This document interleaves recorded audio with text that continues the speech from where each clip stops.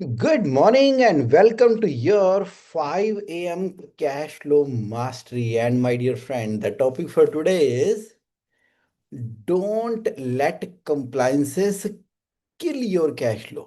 नया income tax rule 2026। क्या मतलब हुआ? आज का टॉपिक है कि ये जो कंप्लायंसेस है ना, ये जो कंप्लायंसेस हैं जिसकी बहुत ज़्यादा ज़रूरत है आपके बिजनेस को। क्यों?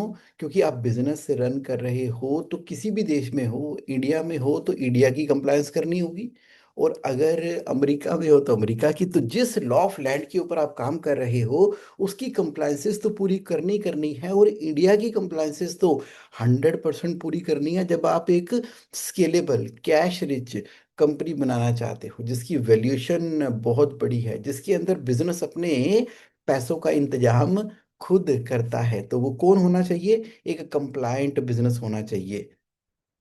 क्वेश्चन कहाँ से आया? कैश फ्लो कम्युनिटी के अंदर आपने क्वेश्चन पूछा कि ये जो नया इनकम टैक्स रूल 2026 आ गए हैं तो इसका क्या इम्पैक्ट है हमारे बिजनेस के ऊपर। बदल गया है ना पूरा का पूरा कानून।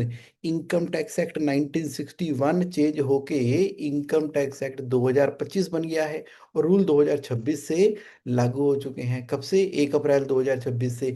अब इन सब चीजों का क्या इम्पैक्ट है हमारे बिजनेस के ऊपर? क्यों ना इसको 5 AM कैश फ्लो मास्टरी के एक बिल्कुल डिफरेंट तरीके से देखा जाए। तो आज मैं लुधियाना से लाइव हूँ। कल एक एसोसिएशन की मीटिंग हुई है, वो करने के बाद आज अपने होटल के रूम से मैं तैयार हूँ इस सेशन को आपके साथ शेयर करने के लिए। चलिए बात करते हैं। प्रॉफिट जो है वो वेल्थ क्रिएट करता है, कैश फ्लो ग्रोथ को पक्का करता है, और जो कंप्लायंस है ना, ये दोनों को प्रोटेक्ट करती है, वेल्थ को भी और ग्रोथ को भी। तो देखिए, गवर्नमेंट ने क्यों नया कानून इंट्रोड्यूस किया है। जो पुराना इनकम टैक्स एक्ट 1961 था ना, वो वाकई बहुत पुराना हो गया था, 65 ईयर पुराना कानून, जिसमें ना 4000 से ज्यादा अभी तक अमेंडमेंट आ चुकी हैं। अब उसके सेक्शन प्रोविजो, उसकी language, over a period of time कितने सारे केस लॉ लिटिगेशन, ये बहुत ना कॉम्प्लेक्स और हैवी बन चुका था। तो नया इनकम टैक्स एक्ट 1 अप्रैल 2026 से एप्लीकेबल हो गया है। लैंग्वेज एकदम सिंपल, टेक्नोलॉजी का तो भर भर के इस्तेमाल किया गया है, और स्पेसिफिकली डिजिटलाइजेशन को इसके अंदर मेंशन किया गया है। इतनी सिंपल लैंग्वेज और सीधा सीधा स्ट्रक्चर होने की वजह से अब संभावना है कि लिटिगेशन बहुत कम होगी।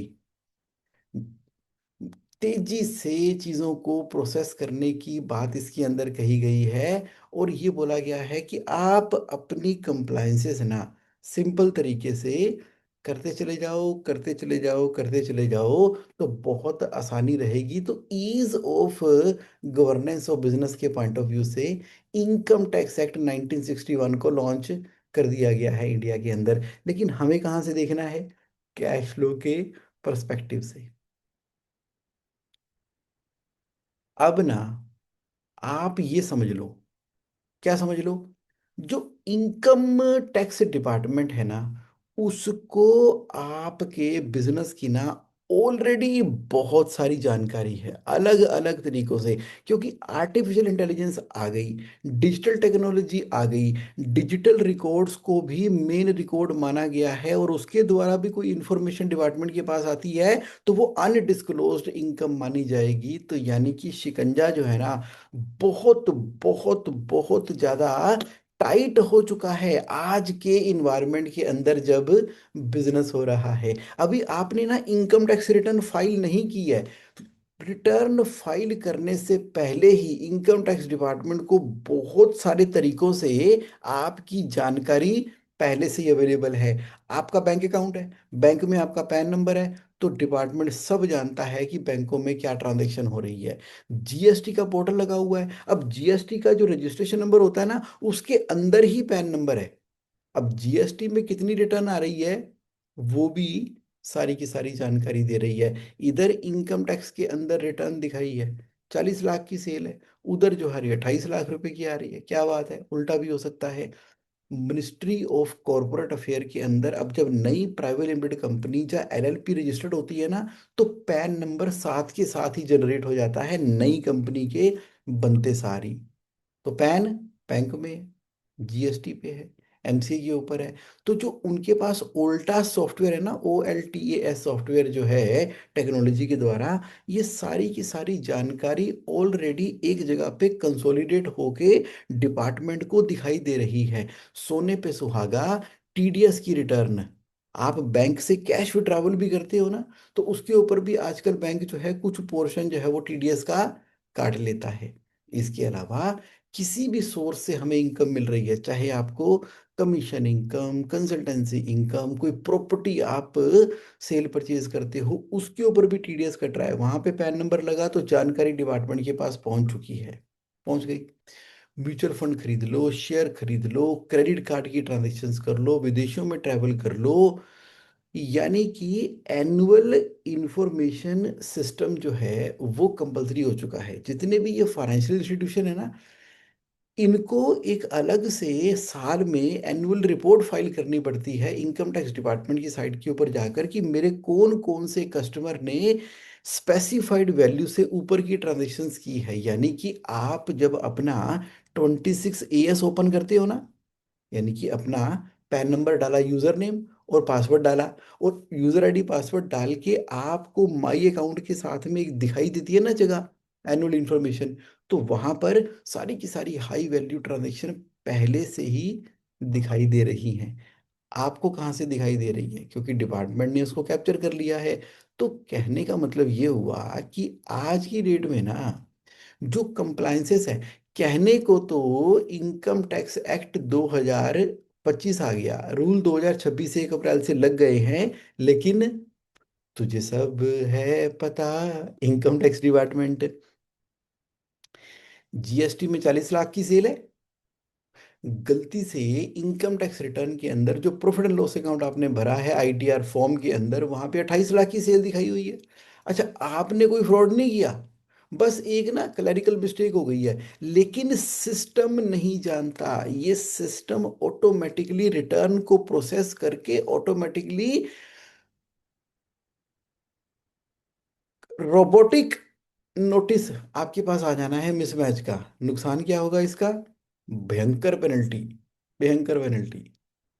माइंड सेट शिफ्ट करने का समय पूरी तरह से आ चुका है। समझो, कल जिसको आप टैक्स सेविंग बोलते थे कि कैसे कम टैक्स दूं, कैसे दूं मैं टैक्स, बहुत कम टैक्स दूं, लेकिन आज ना टैक्स कंप्लायंट कैसे बनूं, ये बहुत ज्यादा इंपॉर्टेंट है। क्योंकि क्योंकि जो पेनल्टी है ना, एक बार जब लग जाती है ना, तो वो बैंक अकाउंट को भी फ्रीज कर देते हैं, क्योंकि बैंक में पैन नंबर है। और वो इनकम टैक्स डिपार्टमेंट सीधा आपके बैंक के अंदर ना आजकल एक इंस्ट्रक्शन भेजता है। सुनो, सीधा इंस्ट्रक्शन भेजता है आज की डेट में। वो बोलता है कि इसके बैंक में जितने भी पैसे पड़े हुए हैं, तो जितने टैक्स की चोरी के बराबर के या जितने पेनल्टी के, अच्छा आपने चाहते ना चाहते हुए भी कोई गलती से ट्रांजैक्शन कर दी, तो वो क्या करेगा डिपार्टमेंट? उतने के बराबर का आपका अकाउंट फ्रीज हो जाएगा। आप बैंक में जाओगे, बोलोगे क्या हो गया जी, मेरे अकाउंट में तो पैसे हैं लेकिन निकल क्यों नहीं रहे? वो बोलेंगे देखो जी, इनकम टैक्स डिपार्टमेंट से ना एक इंस्ट्रक्शन आई हुई है जिसकी वजह से फ्रीज कर दिया गया है अमाउंट। भाई, आप मेरे बैंकर हो, मैं बिजनेस कर रहा हूँ, बड़ी जरूरी पेमेंट करनी है, अगर मैंने नहीं की तो बड़ा नुकसान हो जाएगा। सर आप इनकम टैक्स डिपार्टमेंट जाइए, वहां से ही इसको रिलीज कराइए। यानी कि सब कुछ टेक्नोलॉजी ड्रिवन इनविजिबल हो गया है। अब किसकी माँ को मासी आखेंगे जाकर यानी कि अब टैक्स सेविंग, कम टैक्स दूं वाला जमाना चला गया है। अब तो ये है कि मैं अलर्ट रहूं कि कौन कौन सी कंप्लायंस होनी है, तो भाई मेरी सारी की सारी कंप्लायंसेस करता चला जा, करता चला जा, करता चला जा। पता लगे 1 लाख रुपए टैक्स बचाने के चक्कर में 5 लाख रुपए की पेनल्टी, इंटरेस्ट, फीस और 6 महीने का टाइम बर्बाद कर दिया। ना ना ना ना ना। ये 5 लाख रुपए टैक्स की कॉस्ट नहीं थी। ये 5 लाख रुपए कैश फ्लो ही बिजनेस में निकल के बर्बाद हो गया, जो वापस आना ही नहीं था। समझो, समझो। जो अभी भी बिजनेसेस जो है ना, मानते नहीं, हटते नहीं, कैश में ट्रांजैक्शन किए चले जा रहे हैं, हार्ड कैश में ट्रांजैक्शन किए चले जा रहे हैं। आपको मालूम होना चाहिए कि इनकम टैक्स रूल 2026 के अंदर बड़ा क्लियर लिखा हुआ है कि अगर आप कोई सेल करते हो और सेल का पैसा आप कैश में रिसीव कर लेते हो, 2 लाख रुपए से ज्यादा, एक सिंगल इवेंट या ट्रांजैक्शन 2 लाख से ज्यादा आपके पास आ जाती है ना, वो अलाउड नहीं है। अलाउड नहीं है मतलब, एक ज्वेलर ने ज्वेलरी सेल कर दी और सामने वाले ने उसको 3 लाख रुपए दे दिए, लो जी कैश, ज्वेलरी आपने, मैंने आपसे खरीद ली। ज्वेलर ने ज्वेलरी बेची, कस्टमर ने कैश दे दिया। अब ज्वेलर के पास जो 3 लाख रुपए का कैश आ गया है ना, इसके ऊपर 3 लाख रुपए ही की पेनल्टी है। हाँ जी, 3 लाख की पेनल्टी है कि भी तुमने कैश रिसीव कैसे कर लिया। अच्छा, जिसने कैश दिया है उसके ऊपर पेनल्टी नहीं है, जिसने लिया है, यानी कि जो बिजनेस है, गवर्नमेंट क्या कह रही है, जो बिजनेस करेगा ना उसको तो आरटीजीएस बैंक से ही ट्रांजैक्शन करनी है। अगर उसने कैश ले लिया ना, क्योंकि देने वाला तो दे गया, लेकिन लेने वाले के ऊपर 2 लाख से ऊपर का जो अमाउंट रिसीव किया है, फुल अमाउंट, 3 रिसीव किया है तो 3 लाख, 4 रिसीव किया है तो 4 लाख, 2,10,000 रिसीव किया है तो 2,10,000 रुपए की पेनल्टी देनी पड़ेगी। तो करना क्या है, अपने सभी कस्टमर को इंकरेज करो कि देखो जी ऐसा है, नया इनकम टैक्स कानून आ गया है, ट्रांसपेरेंसी आ गई है, कोई चक्कर है नहीं, डिपार्टमेंट पहले से जानता है, सारी इंफॉर्मेशन आज की डेट में है, आर्टिफिशियल इंफॉर्मेशन अवेलेबल है।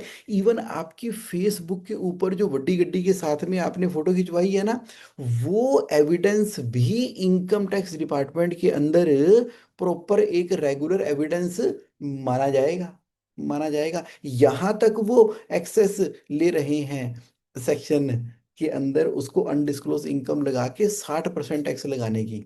देखो, आप कोई सेल करते हो, कैश रिसीव करते हो, तो एक सिंगल इवेंट या सिंगल डे या सिंगल ट्रांजेक्शन 2 लाख से ऊपर की नहीं होनी चाहिए। 3-4 एग्जाम्पल से समझते हैं। पहला, आपने 2,10,000 रुपए एक ही दिन में एक ही कस्टमर से रिसीव कर लिए, नहीं अलाउड है। आपने 1,20,000 रुपये सुबह रिसीव किया, 90,000 रुपये शाम को रिसीव किया, सेम बंदे से, सेम डे के अंदर, नहीं अलाउड है, क्योंकि 2 लाख से ऊपर हो गया। आपने 3 लाख की मशीन बेच दी, 1,50,000 रुपये आज रिसीव कर दिया, 1,50,000 रुपये कल रिसीव कर दिया, 2 अलग अलग दिन हो गए। आपने कहा देखो जी अलग अलग दिन है, तो कर सकते हैं डेढ़ डेढ़ ना। मशीनरी क्योंकि 3 लाख की बेची है आपने, सिंगल ट्रांजेक्शन 2 लाख से ऊपर की होगी, ये भी अलाउड नहीं है। मैरिज हुई, कैटरिंग का बिल आया, आपने 5 लाख रुपए रिसीव कर लिए, मैरिज तो एक इवेंट है ना, एक इवेंट है, और कस्टमर ने 50,000, 70,000, 90,000, 10,000 अलग अलग रसीदें कटवा के पेमेंट कर दी, नहीं नहीं नहीं, वो भी अलाउड नहीं है। वो जो 5 लाख रुपए का इवेंट की बिल भी अगर हम रिसीव कर लेते हैं अलग अलग डेटों के अंदर भी, तो भी वो 5 लाख रुपए सिंगल इवेंट कहलाएगा। इतना खतरनाक ये सेक्शन है, कौन सा, कैश ट्रांजैक्शन वाला। आपने 1,50,000 रुपए ए कस्टमर से रिसीव किए और 1,50,000 रुपए बी कस्टमर से रिसीव किए, सेम डे के अंदर 3 लाख रिसीव कर लिए, ये अलाउड है, क्योंकि कस्टमर ए अलग हो गया, कस्टमर बी अलग हो गया। तो क्यों परेशानी मोल लेनी है, क्यों लेनी है परेशानी मोल, क्यों? क्योंकि अभी क्या है, आज की डेट में आप ये समझ के चलो कि जो भी आप बिजनेस कर रहे हो ना, तो रियल टाइम के अंदर जैसे जैसे ऑपरेशनली ट्रांजैक्शन हो रही हैं, वैसे वैसे आपको किताबें मेंटेन करते चले जानी है। आज कितनी सेल कर दी, आज कितनी कलेक्शन आ गई, कितने पैसे रिसीव करने हैं, आपको पता होना चाहिए। अकाउंटिंग रियल टाइम के अंदर बिजनेस के अंदर होनी चाहिए। देने कितने, स्टॉक कितने का हो गया, बैंकों का बैलेंस कितना है, अगर हमें रियल टाइम में अपनी इन नंबर्स का नहीं पता होता ना, तो समझ लो कैश फ्लो मैनेज हो ही नहीं सकता। लीकेजेस हो जाएगी, चोरी हो जाएगी, पता ही नहीं लगेगा कहाँ पर पैसा जो है वो बर्बाद होता चला जा रहा है। तो डॉक्यूमेंटेशन रियल टाइम के अंदर जब सेल कर रहे हैं तो ऑटोमेटिकली आपके अकाउंटिंग सॉफ्टवेयर से ही सेल का इनवॉइस जनरेट हो जाता है। अलग से कोई सेल के बिल थोड़ी काटने हैं। परचेज कर रहे हैं तो पीओ बनाया हुआ है। क्योंकि ना डॉक्यूमेंटेशन ही आपको बचाएगी। इनकम टैक्स डिपार्टमेंट वाले जब किसी ट्रांजैक्शन को वेरीफाई करते हैं ना, तो पूरी की पूरी ट्रेल देखते हैं, गहराई में जाते हैं। आप कहते हो मेरे पास तो परचेज का बिल है। अरे परचेज का बिल तो है, बाकी तो आप हमेशा परचेज ऑर्डर देते हो। बस इस वाले परचेज के बिल के लिए परचेज ऑर्डर नहीं था। क्यों भाई? अच्छा, परचेज ऑर्डर है आपके पास? नहीं है। परचेज का बिल लेके बैठे हुए हो। माल आया था आपके पास, उसका डिलीवरी का प्रूफ है कि ट्रांसपोर्टर कौन था, कैसे माल आया था, ईवे बिल के थ्रू माल आया था या कैसे आया था, उसका सबूत दिखाओ। अच्छा, बिल लेके बैठे हुए, खर्चा डाल दिया किताबों के अंदर, पेमेंट की है इसकी, पेमेंट की है तो कैसे पेमेंट की है, उसके पेमेंट का प्रूफ दिखाओ। तो बैंक में ट्रांजैक्शन होनी चाहिए ना। अच्छा, अगर आपने बैंक में ट्रांजैक्शन की है तो जरूर किताबों में लेजर एंट्री की होगी। अगर किताबों में एंट्री की होगी तो जीएसटी की रिटर्न भी पक्का पक्का फाइल की होगी। और जब आप लगातार किसी से परचेज करते हो, सेल करते हो, पेमेंटें करते हो, तो कोई ना कोई अप्रूवल का सिस्टम आपके यहाँ पर होगा। Documentation documentation documentation. अगर हम कहें कि मैंने परचेज का बिल डाल लिया, मैं सुखी हो गया, नहीं। अगर हम पूरी ट्रेल अपनी किताबों के अंदर मेंटेन नहीं कर रहे तो ये जेन्युइन खर्चा कहलाएगा ही नहीं, ये टैक्स चोरी कहलाएगी, डिसअलो कर दिया जाएगा और कंसीलमेंट ऑफ इनकम की पेनल्टी लगा दी जाएगी। समझ लो समझ लो समझ लो। डॉक्यूमेंटेशन का जमाना है। अगर डॉक्यूमेंटेशन नहीं तो कोई सुनवाई नहीं, कोई डिफेंस नहीं। तो क्यों इन चक्करों में पड़ना है कि प्रॉफिट बहुत ज्यादा आ रहा है जी, किताबों में परचेज का बिल डाल लो जी, कोई बात नहीं जी, खर्चे डाल लो जी, वो सब हो जाता है जी, सब हो जाता है, सब हो जाता है। ऐसा कुछ नहीं होता। आज की डेट में बिजनेस को एकदम पक्के तरीके से, ट्रांसपेरेंट तरीके से, डेली बेसिस पे मेंटेन करते हुए, ढंग से डॉक्यूमेंटेशन मेंटेन करते हुए, रियल टाइम के अंदर, रियल अकाउंटिंग सॉफ्टवेयर के अंदर अकाउंटिंग करनी है, करनी है, करनी है। सुन लो, समझ लो, जाग लो। अभी भी जाग लो, अभी भी जाग लो, क्योंकि मैं कई जगह के ऊपर जा रहा हूँ, लोगों से मिल रहा हूँ, लोग मेरे पास मिल रहे हैं, जूम मीटिंग हो रही है, फोन पे बात हो रही है। अभी भी, अभी भी, अभी भी पुराने जमाने की बातें हो रही हैं। छोड़ो कल की बातें, कल की बात पुरानी, नए दौर में लिखेंगे मिलकर नई कहानी। ये गाना आए हुए भी पूरा एक दौर बीत चुका है और अब तो 2026 आ गया। अब तो नया कानून लिखा गया, 65 साल पुराना कानून ही खत्म हो गया है। सभी डिजिटल ट्रांजैक्शंस को ऑफिशियल ऑफिशियल रिकॉर्ड का पार्ट मान लिया गया है। तो जागो ग्राहक, जागो। बढ़िया तरीके से वैल्यूएशन को ध्यान में रखते हुए अपनी कंपनी में ट्रांसपेरेंट तरीके से आप बहुत बढ़िया सेल करते हो। क्लाइंट आपको पेमेंट करता है, ढंग का जीपी मार्जिन बचता है, मिनिमम खर्चे होते हैं, बढ़िया सा प्रॉफिट आफ्टर टैक्स आता है, पैट आपका 10% 15%। और उस प्रॉफिट में से आधा पैसा आप निकाल के अपनी वेल्थ क्रिएट करते हो, आधा पैसा बिजनेस के अंदर री इन्वेस्ट करते हो। बिजनेस ग्रो कर रहा है। एक, अनेक, एक ब्रांच आपकी, अनेक ब्रांच आपकी। तो इस तरह से आप आगे बढ़ते जा रहे हो, बढ़ते जा रहे हो, बढ़ते जा रहे हो। और पक्के का बिजनेस, पक्के का काम, टोटल कंप्लायंस। तो आपकी ही जिम्मेदारी बनती है, आपके अकाउंटेंट की जिम्मेदारी नहीं है। आप कह रहे हो मैंने तो जी अकाउंटेंट रखा हुआ है, मेरा अकाउंटेंट ना सर सब देख लेता है। ये सेंटेंस ना वहां पर आता है जहां पर आपका कोई बचाव नहीं है। एक बार ना आप अपने आप से 5 क्वेश्चन पूछो, अपनी कंपनी को लेके 5 क्वेश्चन पूछो। पहला, आपकी किताबें रोज के रोज रेगुलर अपडेट होती है ना? आप हमेशा टैक्स टाइम पर डिपॉजिट कराते हैं? आपकी कंपनी में सारे के सारे लेजर अकाउंट, चाहे कस्टमर हो चाहे सप्लायर हो, एकदम रिकनसाइल्ड रहते हैं, टैली रहते हैं, जितना लेना है उतना लेना है, सामने वाला भी मान रहा है, जितना देना है उतना देना है, सामने वाला भी मान रहा है। चौथा, क्या आपको डिपार्टमेंट से नोटिस रिसीव होते हैं? होते हैं? रिप्लाई करते हो? डर जाते हो? कहीं कुछ पेंडिंग है? कहीं कुछ पेंडिंग है? किताबों में गड़बड़ियां हैं, रिकंसिलेशन नहीं है, सफाई नहीं है, ठीक नहीं है, तरीका नहीं है, कहीं कुछ पेंडिंग है, कहीं कुछ छोड़ रखा है? कोई नहीं, कर लेंगे, देख लेंगे, हो जाएगा, अकाउंटेंट को रख लेंगे, रखा हुआ है, अपने आप देख लेगा, कर लेगा, नहीं। आज की डेट में ना कंप्लायंसेस की जिम्मेदारी पूरी पूरी तरह से आपकी है। अगर आप खरबूजा हो तो डिपार्टमेंट चाकू है, तो डिपार्टमेंट आप पे गिरे, चाकू खरबूजे पे गिरे या खरबूजा चाकू पे गिरे, कटेगा तो खरबूजा ही। इसलिए खरबूजा एक वल्नरेबल चीज है। आप हो खरबूजा, मैं हूं खरबूजा, मतलब बिजनेस ओनर है वो वो एरिया जहां पर बिना कंप्लायंट हुए नहीं रहा जा सकता, नहीं रहा जा सकता। क्योंकि जितने भी नोटिसेस आ रहे हैं ना, वो मशीन जनरेटेड है। इधर से आपने टीडीएस की रिटर्न फाइल की, उधर से नोटिस जनरेट होके आपके ईमेल के अंदर पड़ा हुआ है, क्योंकि नोटिस तो अब किसी ह्यूमन ने जनरेट किया ही नहीं ना।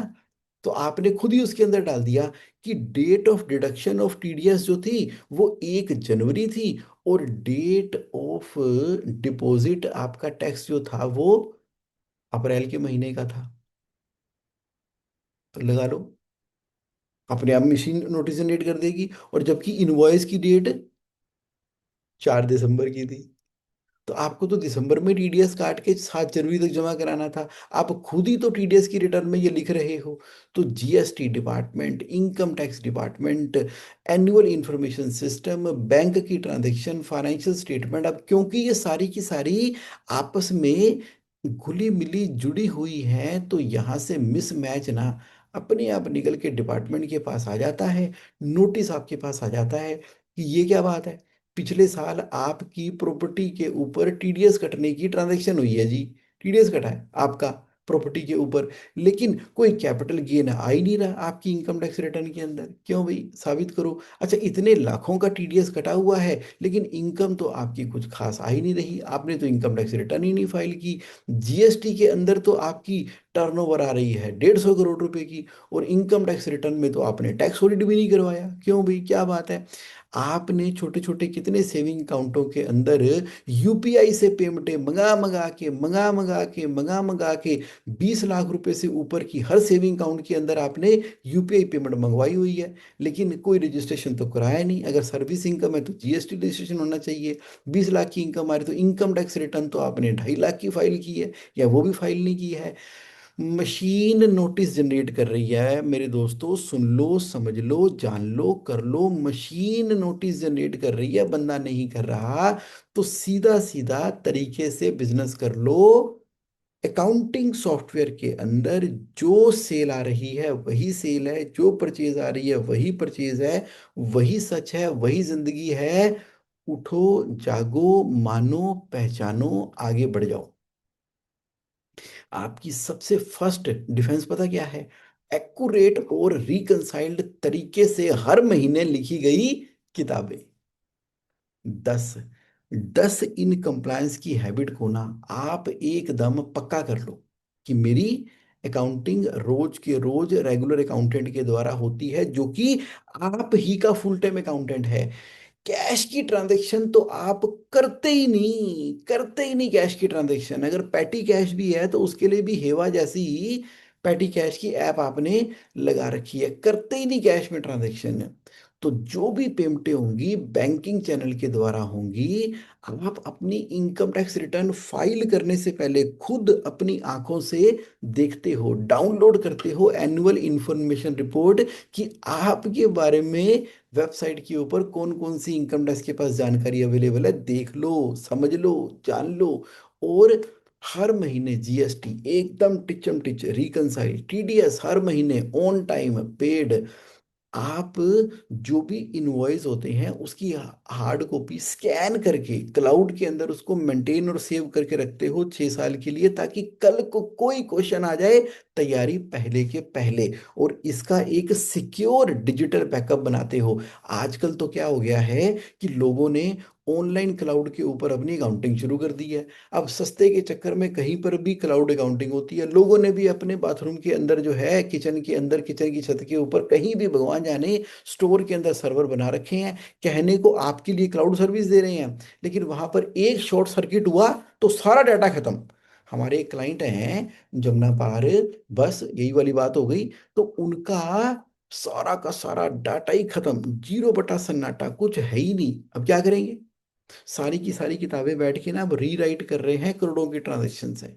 तो डिजिटल डाटा अगर एक क्लाउड पे पड़ा हुआ है, तो वो क्लाउड वाली कंपनी तो चलो जो आपको बैकअप दे रही है भगवान भरोसे, वो तो बोलती है ये बैकअप है, वो बैकअप है, ऐसे वैसे ये वो है।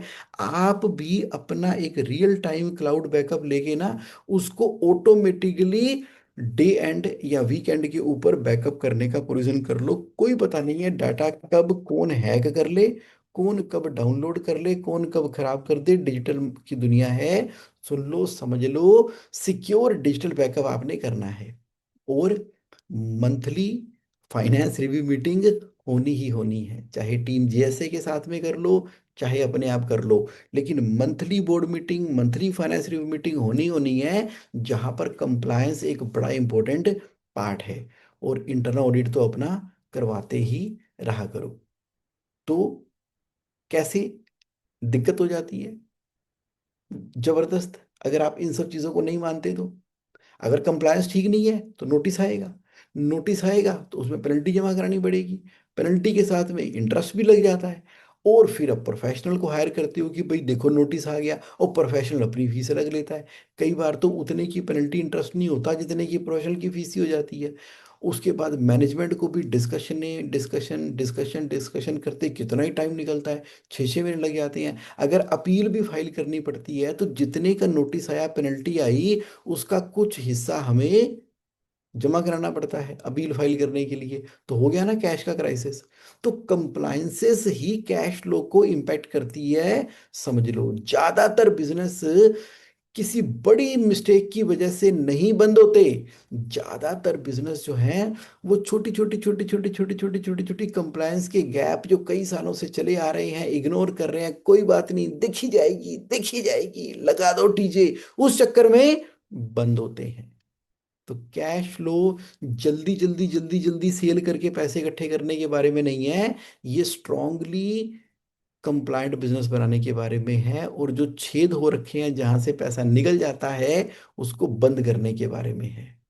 तो हम प्रोडक्ट प्रोडक्ट पे खेलते रहते हैं, हमारा प्रोडक्ट बढ़िया होना चाहिए, सेल बढ़ाओ, क्वालिटी बढ़ाओ, लेकिन लेकिन लेकिन सिस्टम बहुत इंपॉर्टेंट है।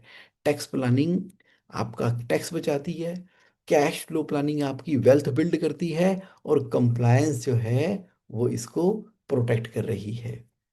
एक नोटिस बिजनेस को डिस्ट्रॉय नहीं करता, लेकिन उसकी अगर प्रिपरेशन नहीं है ना, तैयारी नहीं है, और तरीके से हम काम नहीं कर रहे, सब कच्चा पक्का कैश ट्रांजैक्शन ये वो कर रहे हैं, तो वो कैश की ट्रांजैक्शन आते सारी उतने ही अमाउंट की पेनल्टियां लग जाती हैं, तो रातों रात कहानी खत्म। तो इस हफ्ते क्या करना है? Saturday challenge. आप जो 10 कंप्लायंस की हैबिट है ना, उसमें से कोई एक पकड़ लो इस हफ्ते के अंदर, और अंदर चले जाओ। और मुझे जब आप जो इसकी रिकॉर्डिंग देखेंगे, तो वो कमेंट में बताना, और जो मेरे साथ लाइव हैं वो मुझे बताना कि कौन से एरिया को आप पकड़ने वाले हो, जिसके कि आप पूरी तरह से कंप्लाइंट हो जाओ। तो चलिए, समय हो गया 30 मिनट का। फिर मिलते हैं अगले सैटरडे को 5 बजे, और गहराई के अंदर जाएंगे। तो आज के टॉपिक के अंदर क्या समझ आया? जो मेरे साथ लाइव है वो क्या समझ में आया? क्या समझ में आया? एक लाइन में मुझे बताओ कि आज का topic, don't let compliance kill your business, क्या समझ में आया? एक लाइन में मुझे चैट बॉक्स में बताओ, ताकि ताकि ताकि उसके ऊपर एटलीस्ट एक बड़ा ही स्ट्रॉन्ग एक्शन हो सके। यस, तो मैं समझता हूँ। तो मुझे समझ में आया कि आज हमारे साथ रजनीश जी हैं लुधियाना से, तो मैं भी लुधियाना में, क्या बात है, बाकी जा रहा हूँ। कल राघव से मुलाकात हुई है, अच्छा लगा। प्रशांत जी, हेमेंद्र जी, शरद महाजन जी, संजय नरवाल जी, आपका बहुत स्वागत है। रजनीश जी कह रहे हैं good morning, thank you for your valuable guidance and encouragement, please let me know a convenient time today, when can we connect. मैं बात करता हूँ फोन पे आपसे। ओके, तो चलिए, तो यहाँ पर एक चीज जो आपने पूरी तरह से देख लेनी है, वो देख लेनी है कि आपके यहाँ पर मंथली फाइनेंस रिव्यू मीटिंग हो रही है कि नहीं हो रही है। उसको एकदम पक्का 100% इंश्योर कर लो। जून का महीना बीता, जुलाई में रिव्यू, जुलाई बीता, अगस्त में रिव्यू, अगस्त बीता, सितंबर में रिव्यू करते चले जाना।